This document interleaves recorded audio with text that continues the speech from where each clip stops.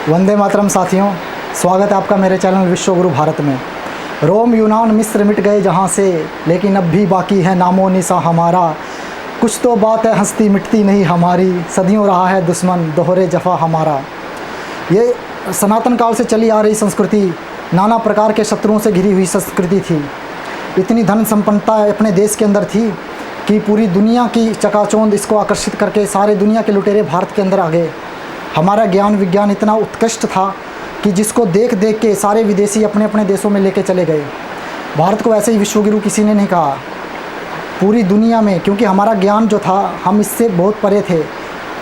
दुनिया की पहली जो ग्रंथ था ऋग्वेद, वो भारत में लिखा गया था।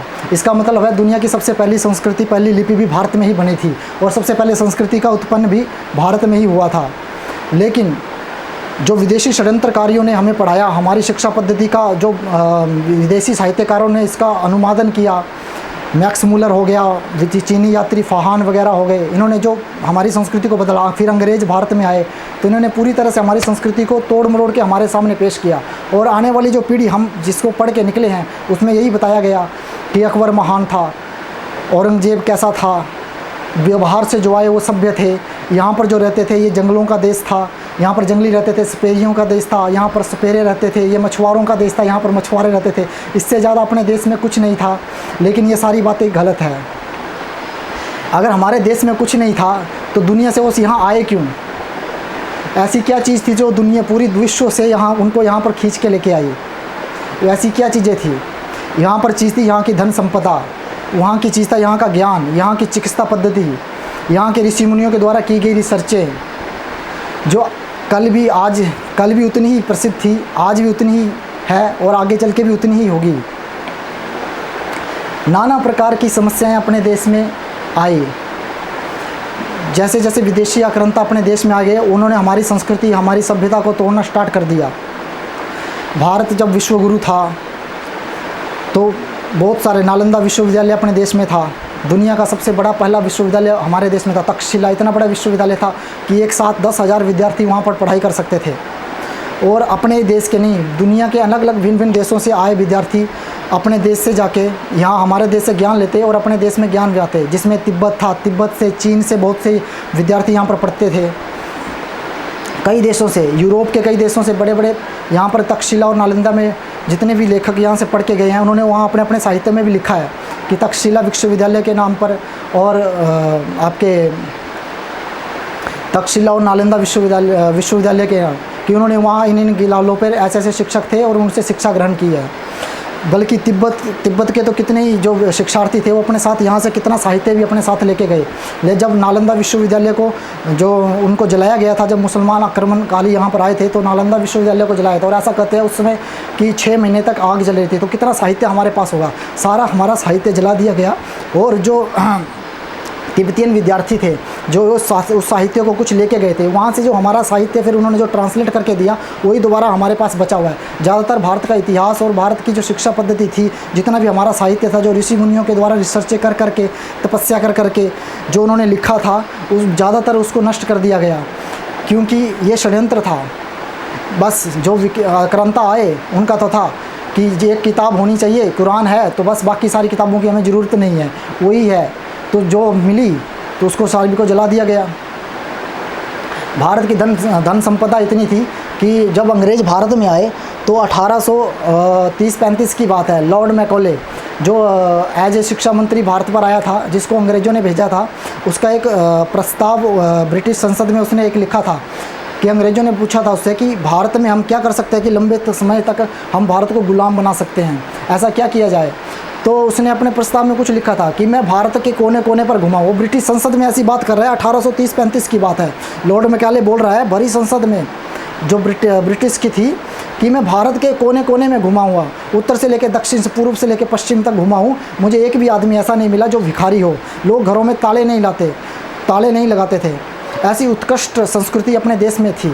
लोग दूसरों का आदर करते थे और धन धान्य से इतना संपन्न देश था कि किसी को चोरी करने की आवश्यकता ही नहीं थी। हर आदमी के पास काम था और सभी आदमी अमीर थे, कोई भूखा नहीं रहता था अपने देश में। खुद भी भूखा नहीं रहता था बल्कि दूसरों को भी खिलाते थे। ऐसा अपने दूध दही की नदियाँ बहती थी। ऐसा लॉर्ड मैकॉले ब्रिटेन की संसद में बोल रहा था। कि हम कुछ भी कर लें, कितना भी संघर्ष कर लें, कितने भी आर्मी में लगा लें, लेकिन हम भारत को ज़्यादा लंबे समय तक गुलाम नहीं बना सकते। तो ज़्यादा लंबे समय तक उसको गुलाम बनाने के लिए क्या करना चाहिए, तो उसमें लिखा कि हमें भारत की जो रीढ़ की हड्डी है, जो उसकी मेन शिक्षा पद्धति है और जो संस्कृति है, उसको हमें तोड़ना चाहिए। तो उसको तोड़ने के लिए उन्होंने क्या किया, भारत के इतिहास को बदलना शुरू कर दिया। तोड़ मरोड़ कर जो हमारे ग्रंथ थे, जो मैक्स मूलर था, उसने क्या किया, हमारे ग्रंथ, और ऋग्वेद हो गया, अथर्ववेद हो गया, ऐसे नाना प्रकार के ग्रंथ जो समाज को आज भी प्रेरणा देते थे, उनको तोड़ मरोड़ के, उनका इतिहास, उनके शब्दों को अलग अलग अर्थ करके, उनका अलग अलग अपने साहित्य के द्वारा लिखा गया ताकि वो भूल जाएँ। तो लॉर्ड मैकाले ने कहा था कि अगर ऐसा हम कर देते हैं तो आने वाली जो पीढ़ी होगी, 30, 35, 40, 50 साल के बाद जो पीढ़ी होगी, वो भूल जाएगी कि वो कौन थे।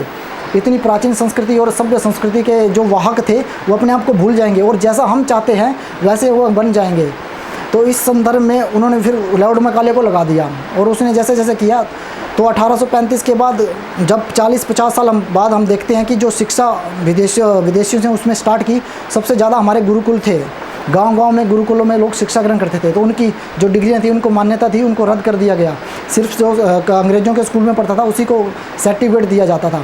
हमारी रीढ़ की हड्डी, हमारे कामगारों के हाथ काटने स्टार्ट कर दिए, जो लोहार का काम करते थे, उत्कृष्ट मूर्तियाँ बनाते थे, शिल्पकार थे, घर बनाते थे, उनको उनके हाथ काटना स्टार्ट कर दिए ताकि ऐसे नहीं हो। और अलग अलग तरह के जो हमारे चिकित्सक थे, आयुर्वेद की पद्धति को बुरी तरह नष्ट कर दिया, पूरी तरह से नष्ट कर दिया गया।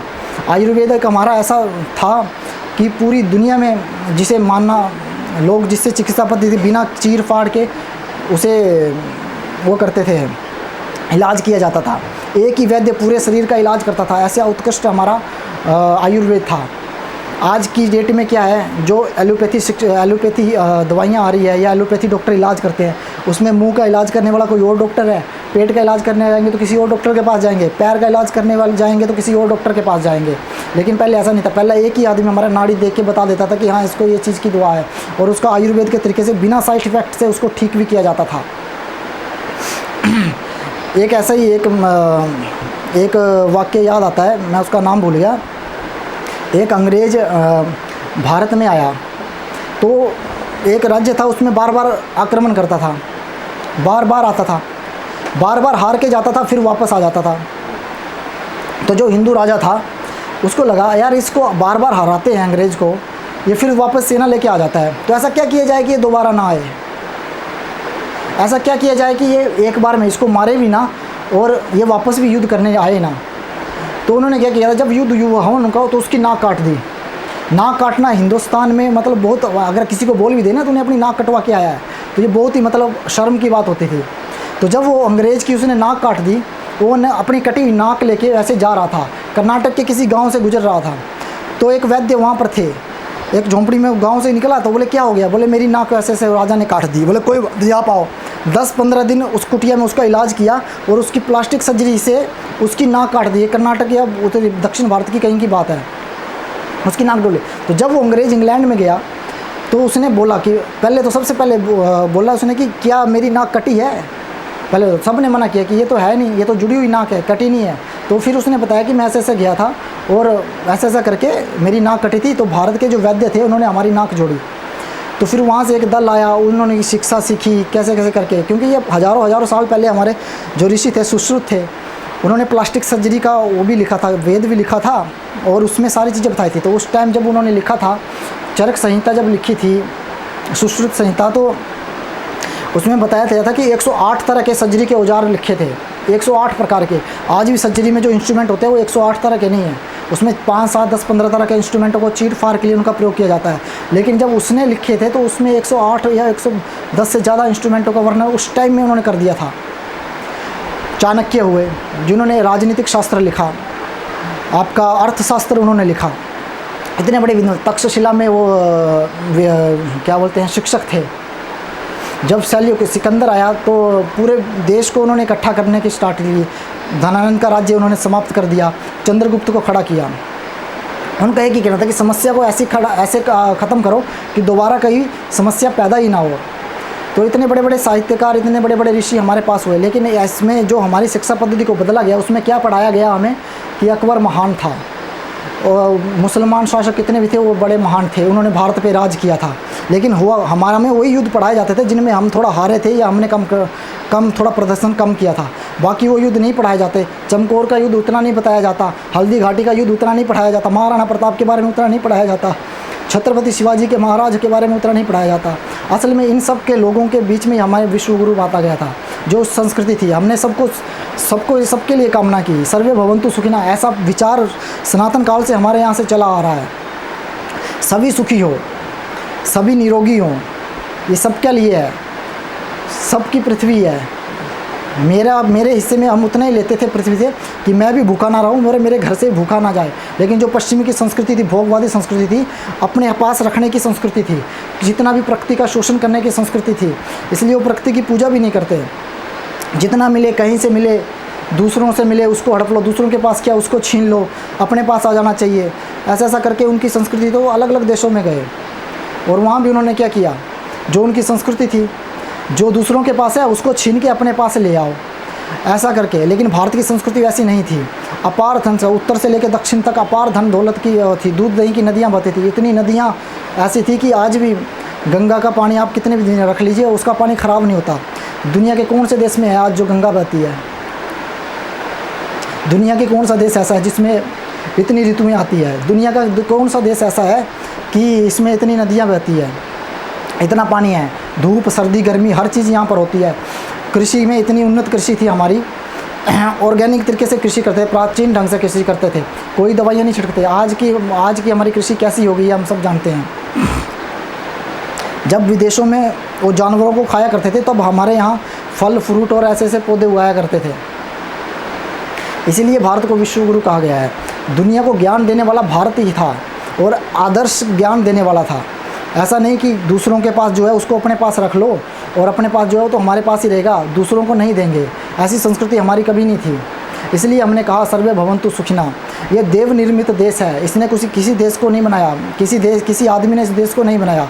ये प्राचीन काल से 1 अरब 98 करोड़ वर्षों से, जब से ब्रह्मा जी ने सृष्टि की स्थापना की है, ये तब से ही चला आ रहा है और निरंतर इसकी संस्कृति तब से ही चली आ रही है। इसके एक दिन का हमारे ज्योतिषों के शास्त्र हर चीज़ में इसका वर्णन है। इतने बड़े ज्योतिष हुए कि आज हम देख रहे हैं कि इतने ग्रह है, सूरज ये है, मंगल ये है, वो करता है। ये हमारे ज्योतिषों ने गणना करके कब से दिखा दिया था। बल्कि रामायण महाभारत में ऐसे कई वाक्य मिलते हैं, हनुमान चालीसा में वाक्य मिलते हैं, जुग शस्त्र जोजन पर भानु, लिल्यो ताहि मधुर फल जानू, प्रभु मुद्रिका मेली मुख माही, जल्दी लांघियो अजरज नाही। ये सारी चीज़ें इनका जब आप निकालेंगे, जुग शस्त्र जोजन पर भानु, कि ये शस्त्र इसमें नाप दिया गया है कि कितने से उतने सूरज से पृथ्वी की दूरी कितनी है। जुग जोजन पर फालू लिल्यो ताई मदर की हनुमान जी ऐसे ऐसे करके गए। इसकी जब आप काल गणना निकालेंगे तो उतना ही बैठता है जितनी आज की इसमें दी थी।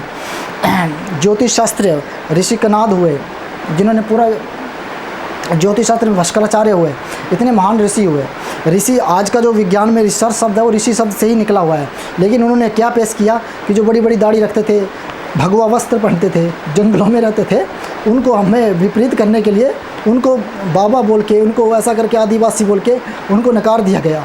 लेकिन वास्तविकता जो थी वो आज के साइंटिस्ट थे और रिसर्चर थे, जो उसमें जिन्होंने अपना जीवन लगा के घर परिवार छोड़ के जंगलों में रह के ऐसी तपस्या की और ऐसे ऐसे जीवन मूल्यों की रचना की जो आज भी हमारे देश में सार्थक होते हैं। तो ऐसा अगर नाम लिखते जाएंगे तो प्राचीन काल से नाना प्रकार के हमारे जो थे वो जितने भी प्रकार के ऋषि मुनि थे, ऐसे ऐसे अलग अलग रचनाएं उन्होंने दी जो आज के दिन में भी ये सच साबित होती है। चाणक्य ने जो बातें लिखी है आज के दिन में भी वो सारी चीज़ें सच होती है। लेकिन पाश्चात्य की सभ्यता ऐसी नहीं थी। पश्चिम के हमें ऐसा लगता था कि पश्चिम के लोग ऐसे हैं कि बस वही सभ्य हैं, वही सारे हैं, सूट वूट पहन लेंगे तो सारी चीज़ें बढ़िया हैं। लेकिन भारत की जो अपनी पद्धति थी, चाहे वो युद्ध क्षेत्र में हो, भारत का लोहा हो, अग्रिम हो, भारत का ज्ञान हो, सब दुनिया में बांटा गया। सब भारत ने दुनिया को ही बताया था। कपड़ा सबसे अच्छा भारत में बनता था पहले, लेकिन धीरे धीरे हमारे सारे उद्योगों को नष्ट करना शुरू कर दिया गया। सोने की चिड़िया भारत को कहते हैं, हमने नहीं कहा, विदेशियों ने बोला, क्योंकि सब हर घर में यहाँ सोना होता था। आज भी मुझे भारत का एक घर बता दो जहाँ पर सोना ना हो, और आप विदेशों से कंपैरिजन कर लो कि वहाँ के हर नागरिक के पास सोना होगा, किसी के पास नहीं होता था। ये उसकी संपन्नता का आधार है। सोना हर किसी के बस की बात नहीं है सोना। एक उसमें उदाहरण आता था जब हम पढ़ाई करते थे कि भगवान राम जब अयोध्या से आए थे तो अयोध्या वासियों ने, पूरे गांव जितने भी थे अयोध्या के लोग थे या पूरे देश के लोग थे, उन्होंने घी के दिए जलाए थे। अब आप एक बात बता लो, ये रामायण काल की बात है कि सब ने घी के दिए जलाए थे। घी के दिए जलाना क्या है? घी के दिए जलाना मतलब संपन्नता है कि वो घी के दिए जला सकते थे, हर घर में घी होता था। आज की डेट में आप बोलोगे कि किसके पास घी के दिए जला, कोई जला सकता है? ये उसमें जो संपन्नता थी भारत की। जब लॉर्ड मैकाले ने बताया था कि कोई भी मुझे चोर नहीं मिला, कोई भी अपराध भारत में नहीं होता था, लेकिन जब ये इस्लाम का क्रांतिकारी आए, जहाँ पर मुस्लिम आबादी बढ़ी, वहीं पर अपराध होना शुरू हो गए। यूरोप के कई देशों में नाना प्रकार के ऐसे अपराधों की वो हुई, तो भिन्न भिन्न प्रकार के ऐसे अपराध कर हुए। आज भी आप कई देशों में देख लीजिए, वर्तमान में भी ऐसे कई उदाहरण मिलते हैं जहाँ पर मुस्लिम आबादी ज़्यादा है, वहाँ पर अपराध भी ज़्यादा होते हैं। अन्य देशों में देख लो, जहाँ पर मुस्लिम आबादी कम होगी वहाँ पर अपराध ना के बराबर हैं। तो यही कारण था भारत का ज्ञान विज्ञान। ये अलग अलग विषय हैं, आज तो मैं कुछ कुछ विषयों का स्पर्श करूँगा। उसके बाद जो हमारे अगले वीडियो आएंगे उसमें हम एक एक विषय को लंबा लंबा करके पूरे इसमें सबको बताएंगे। आज थोड़े थोड़े कुछ कुछ विषयों को स्पर्श करते हुए मैं इतना ही बोलूँगा कि हमारा जो विश्वगुरु भारत चैनल है, इसको सब्सक्राइब करो। इसमें बेल आइकन दिया होगा, उसकी नोटिफिकेशन को करना, ताकि अगला वीडियो आने वाले अलग अलग विषयों में आप कमेंट कर सकते हैं कि किस विषय पर भारत, किस विषय पर राष्ट्र संबंधित हो, देश से संबंधित हो, किसी भी अन्य विषय से संबंधित हो, किसी महापुरुष से संबंधित हो, किस विषय पर आपको वीडियो चाहिए, तो उसमें कमेंट करके ज़रूर भेजना। और अगर आप बेल आइकन दबाएँगे तो उससे क्या होगा, उससे आपको नोटिफिकेशन आ जाएगी हमारे अगले वीडियो की।